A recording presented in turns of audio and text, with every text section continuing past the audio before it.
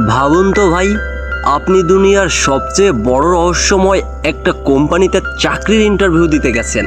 অনেক কষ্ট করে শেষ 8জন ক্যান্ডিডেটের মধ্যে নিজের নামটাও লেখালেন, কিন্তু ইন্টারভিউ রুমে ঢোকার পর আপনাকে পরীক্ষার যে খাতাটা দেওয়া হলো সেটা উল্টে দেখলেন পুরো খাতাটাই একদম সাদা, সেখানে কোনো প্রশ্নই লেখা নাই। হ্যাঁ বন্ধুরা, আজ আমরা কথা বলছি 2009 সালের অন্যতম সেরা সাইকো থ্রিলার এবং সার্ভাইভাল মুভি এক্সাম নিয়ে।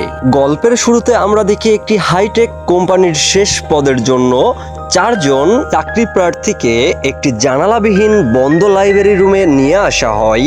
সেখানে ঢোকার পর রুমের এক্সামিনার তাদের সামনে একটি করে পেপার আর একটি করে পেন দেয়, আর তাদের উদ্দেশ্যে 3টি অদ্ভুত নিয়ম দেয়।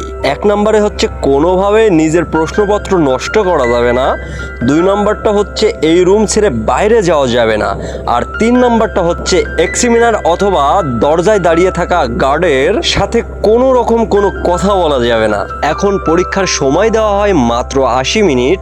এক্সামিনার রুম থেকে বের হয়ে যাওয়ার পর যখনই স্টপ ওয়াচ চালু হয়, এই 8জন পরীক্ষার্থী তাদের খাতা উল্টে দেখে পুরো পেজটাই একদম ব্ল্যাঙ্ক, সেখানে একটা লাইনও লেখা নাই।